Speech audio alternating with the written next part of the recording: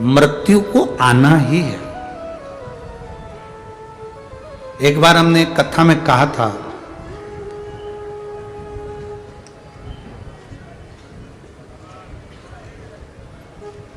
कोई भी रिजल्ट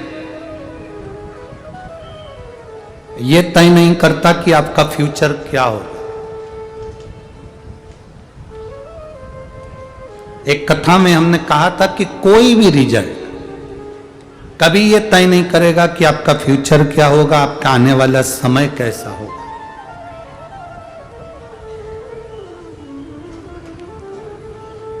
आपकी डिग्री आपके फ्यूचर को तय नहीं करेगी। कई लोग एमबीए करे होते हैं, कई लोग बीबीए करे होते हैं, कई लोग इंजीनियरिंग करे होते हैं, वो भी रोड पर घूम रहे होते हैं। तुम देखना आपके मोहल्ले में, आपके नगर में, गांव में, परिवार में, कुटुंब में, वो भी घूम रहे। एमबीए कर लिया, बीबीए कर लिया, बीएससी कर लिया, एमएससी कर लिया, कंप्यूटर का कोर्स कर लिया, इसकी डिग्री ले ली, उसकी डिग्री ले ली, सबकी डिग्री इकट्ठी कर ली, तो भी सक्सेस नहीं हुए। सक्सेस कौन हो रहा है? डिग्री इकट्ठी करने से तुम्हारा आने वाला समय नहीं बदलेगा। तुम्हारी मेहनत, तुम्हारी लगन और तुम्हारा कर्म, मेहनत तुम्हारे आने वाले फ्यूचर को बदल सकता है। तुम मेहनत कितनी कर रहे हो, कर्म कैसा कर रहे हो, अपने काम के प्रति तुम जागरूक हो कि नहीं, अपने कर्म के प्रति तुम्हारी इच्छा है कि नहीं, तुम्हारी मेहनत कितनी है, तुम्हारी जागरूकता कितनी है। डिग्री तो मिल गई इंजीनियर की, डिग्री मिल गई एमबीए की, डिग्री मिल गई बीबीए की, डिग्री मिल गई एमएससी की, बीएससी की, कंप्यूटर की, लैपटॉप, जो तुम चलाते हो सबकी डिग्रियां तुम्हारे पास में, सबकी। इसके बाद भी तुम सक्सेस नहीं हो रहे, मतलब तुम्हारी मेहनत में कमी है। पढ़ाई तो करे हो पर मेहनत नहीं कर पा रहे। इतना मेहनत करिए। 2023 का कल 31 तारीख हो जाएगी। सुबह 8 बजे से 11 बजे तक कथा हो जाएगी। उस समय पर कथा के विराम के दिन तुम ऐसा प्रण कर लो, ऐसा प्रण करना कि 2024 आ रहा है, मेरे बाबा मैं इतनी मेहनत करूं, भले मेरी छोटी सी दुकान हो चाहे छोटी सी नौकरी हो, इतनी मेहनत करूं, इतनी मेहनत करूं कि इसी 2024 में मैं भी कथा का यजमान बनूं। प्रण तुम्हारा है, संकल्प तुमने लिया है। अमरावती की कथा में और पंढरपुर की कथा में कहा था, संकल्प तुम्हारा होता है और पूरा महादेव करता है। संकल्प तुम्हारा, प्रण तुम्हारा, पूरा करने वाला तुम। भीतर से इतनी मेहनत करो, हारना नहीं है हमको। कई लोग कहते हैं हमारा रोते रोते पूरा साल निकल गया, हमारी जिंदगी बेकार हो रही है। बहुत दुखी हूं मैं। काहे का दुख है? काहे का दुख? हम बहुत तकलीफ में हैं, बहुत दुखी हैं। संसार में ऐसा कोई बता दो जिसको दुख नहीं हो। संसार में ऐसा कोई बताओ जिसको दुख नहीं हो। सब दुखी हैं, सब। कुर्सी पर बैठने वाला सोचता है नीचे बैठ जाता तो अच्छा था, पांव में सूजन आ गई। नीचे बैठने वाला ऊपर बैठे हुए व्यक्ति को देखकर कहता है अच्छे से कुर्सी पर बैठ जाती तो अच्छा था, नीचे बैठ गई।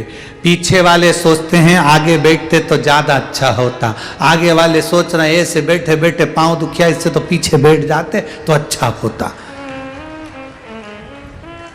ऊपर बैठे हुए सोचते हैं नीचे बैठे होते तो अच्छा होता, नीचे बैठे हुए सोचते हैं ऊपर बैठे होते तो अच्छा होता। हवाई जहाज में घूमने वाले ट्रेन को आनंद में समझते हैं, आनंद में ट्रेन वाले सोचते हैं हवाई जहाज में घूमते होते तो अच्छा होता। गाड़ी वाले सोचते हैं बस वाले सोचते हैं गाड़ी।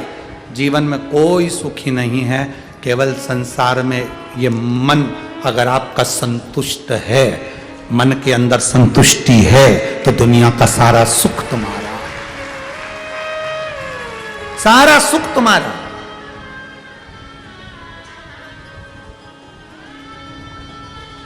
और अगर संतुष्टि नहीं तो कुछ भी नहीं। हवाई जहाज में एक बच्चे ने 4 क्वाइन, सिक्के, पैसा निगल लिया।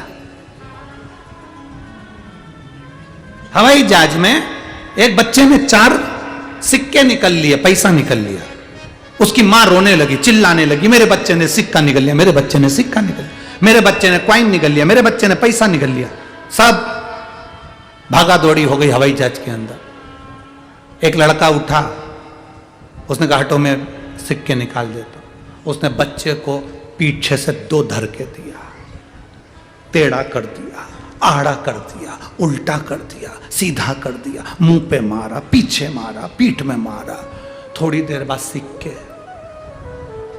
बाहर, थोड़ी देर बाद पैसा, मुंह से बोलो तो सही, पैसा बाहर आया तो उसकी मां ने हाथ जोड़कर कहा भैया तुम डॉक्टर हो? कहा नहीं। फिर क्या हो? मैं बैंक में नौकरी करता हूं, पैसा जो लोन का नहीं देते हैं उनसे वापस लेता हूं। जो लोन का पैसा वापस नहीं देते रिकवरी नहीं करता। भैया धन्यवाद, आप बैंक का लोन ऐसे निकालते रहो, आड़ा टेढ़ा नीचा ऊंचा ठोक बजा, आखिरी में सिक्के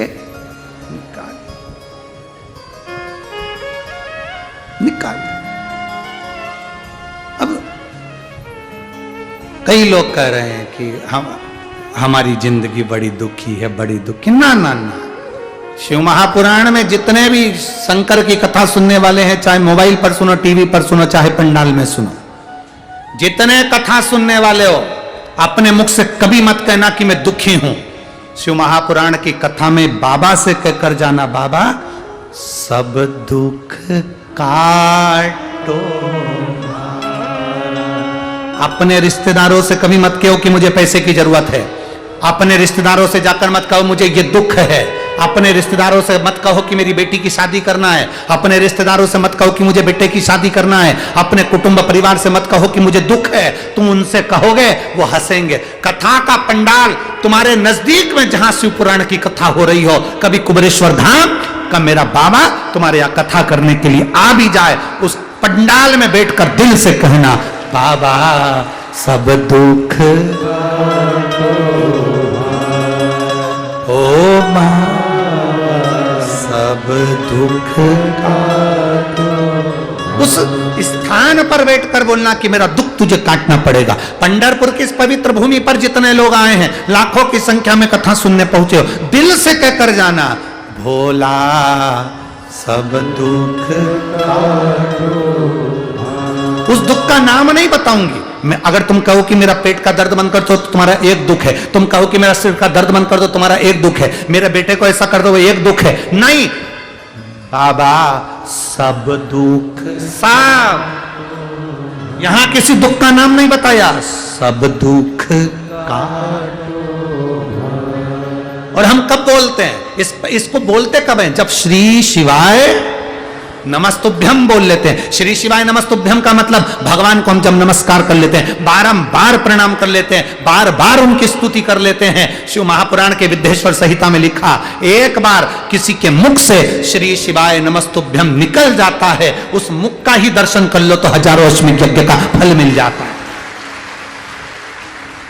अब जब हम खुद अपने मुख से श्री शिवाय नमस्तुभ्यम बोलते हैं और बोलने के बाद बाबा से अपने दुख की बात कहते हैं तो बाबा उसको सुनता है और सुनकर हमारे दुख को काटता है। लोग कहते हैं शिव महापुराण के पंडाल में ऐसा क्या होता है कि बाबा ऐसा क्या कर देते हैं कि ऐसा फल मिल जाता है? कुछ केवल एक ही चीज है, शिव महापुराण के पंडाल में आप बैठकर कथा सुनते हो तो वहां अपने दुख को काटने की आप भगवान से प्रार्थना करते हो। डॉक्टर भी दवाई देता है तो कहता है 15 दिन की दी है, बोलो सही है? दूर डॉक्टर होता है तो 1 महीने की, 2 महीने की, 3 महीने की दी है। बोलो तो सही है। ये डॉक्टर भी कहता है तू 1 लोटा जल, वो जैसे डॉक्टर कहता ना सुबेरे ये दवाई ले लेना, शाम को ये दवाई ले लेना, यहाँ से भी दवाई की बात करी जाती है और यही कहा जाता है सुबेरे उठो, तुम्हारा मन पड़े तब घर से 1 लोटा पानी भरो, शिव जी के मंदिर जाओ, रोज सुबह जब 1 टाइम का डोज है लेते रहोगे तो कभी आंख में आंसू नहीं आएगा और तुम ठीक हो जाओगे। दुख